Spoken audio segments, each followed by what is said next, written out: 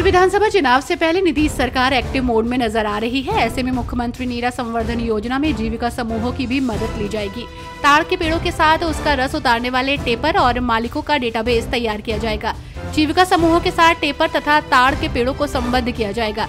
साथ ही ताड़ के पेड़ों से निकाले जाने वाले नीरा के संग्रहण की भी मॉनिटरिंग होगी, जिससे नीरा की बिक्री बढ़ाने में मदद मिलेगी।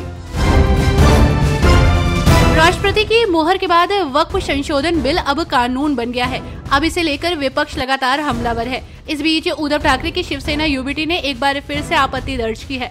इसे लेकर सामना संपादकीय में दावा किया गया है, वक्फ बिल और हिंदुत्व का कोई संबंध नहीं है।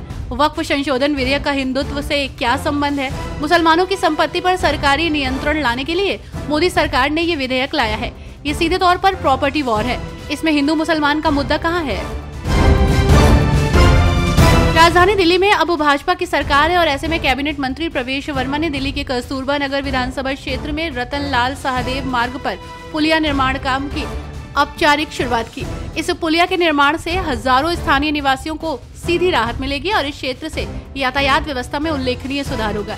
इस मौके पर कैबिनेट मंत्री प्रवेश वर्मा ने कहा कि ये सब कुछ डबल इंजन सरकार की ताकत से संभव हो सका है। हरियाणा को भी अब फिल्म सिटी की सौगात मिलने वाली है। दरअसल मुख्यमंत्री नायब सिंह सैनी ने कहा कि भूमि की पहचान कर ली गई है और परियोजना के लिए सलाहकार नियुक्त करने की प्रक्रिया जारी है। उन्होंने कहा कि फिल्म सिटी का काम जल्द ही शुरू होने की उम्मीद है। सैनी ने कहा कि गुरुग्राम में एक और फिल्म सिटी विकसित की जाएगी। उन्होंने कहा कि इस चरण के लिए भूमि चयन प्रक्रिया अभी प्रगति पर है।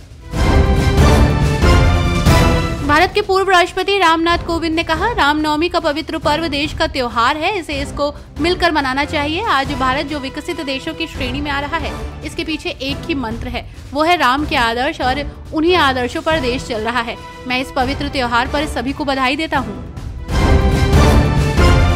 प्रधानमंत्री नरेंद्र मोदी अनुराधापुरा पहुंचे। प्रधानमंत्री मोदी और श्रीलंका के राष्ट्रपति अनुरा कुमार संयुक्त रूप से महू अनुराधापुरा रेलवे लाइन के लिए सिग्नलिंग सिस्टम का शुभारंभ करेंगे। ये भारत सरकार द्वारा समर्थित एक परियोजना है। वे आज महू ओमानथाई रेलवे लाइन के रेलवे ट्रैक का भी शुभारंभ करेंगे। बिहार के उप मुख्यमंत्री विजय कुमार सिन्हा ने संसद द्वारा पारित वक्फ विधेयक को उच्चतम न्यायालय में चुनौती देने पर विपक्षी पार्टी के सदस्यों की आलोचना की है और कहा है कि जो लोग ऐसा कर रहे हैं वे संविधान विरोधी हैं। सिन्हा ने मीडिया से बातचीत के दौरान कहा कि वक्फ संशोधन विधेयक 2025 को विस्तृत चर्चा के बाद संसद के दोनों सदनों ने पारित कर दिया है। लोकतंत्र के मंदिर संसद में हुई बहस में विपक्षी सदस्यों ने भी हिस्सा लिया। आज नवरात्रि का अंतिम दिन है और रामनवमी का पावन अवसर भी। ऐसे में आज के दिन बड़ी संख्या में भक्तगण मंदिर पहुंच रहे हैं।